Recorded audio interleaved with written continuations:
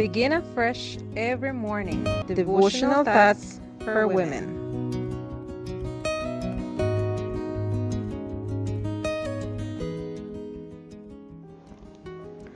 Good morning, dear friends. Today, March 15th, 2023, our devotional is entitled Crossing the Jordan River. The scripture reading is taken from Joshua chapter 4, verse 14. On that day the Lord exalted Joshua in the sight of all of Israel, and they feared him as they had feared Moses all the days of his life. The Israelites reverenced Joshua because of his good leadership when they crossed the Jordan River. He earned a reputation for carrying out his responsibilities the way God wanted him to. Doing the right thing was the trademark of this leader. The people of Israel found themselves facing the Jordan River. At certain times of the year, the river would make its way slowly towards the south until it reached the stagnant salty water of the Dead Sea.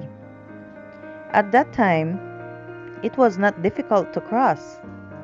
But when the Israelites reached the shores of the Jordan, it was the flooding season.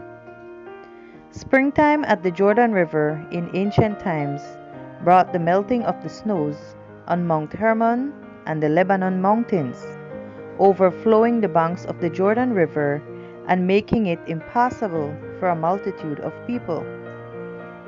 It was precisely during this time that God ordered the people to cross the Jordan. Why did God wait until the river's worst season to send these weary pilgrims across? Perhaps it was to emphasize the promise made in Joshua chapter 3 verse 7. This day I will begin to exalt you in the sight of all Israel, that they may know that I, as I was with Moses, so I will be with you. It is during difficult circumstances that character is tested.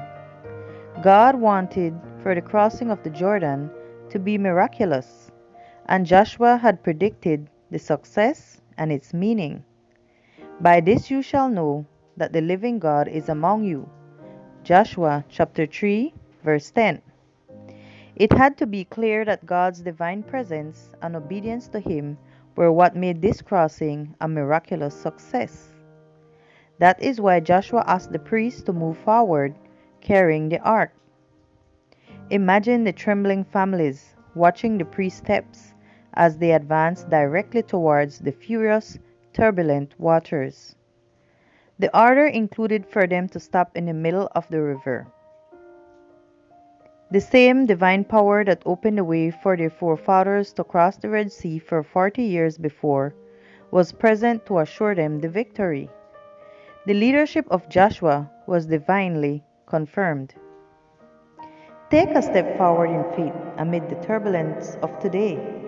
It doesn't matter how great the flood appears in front of you. Obey and you will witness a beautiful miracle. Trust in God. You can be sure that His presence and His power will be with you. Step forward.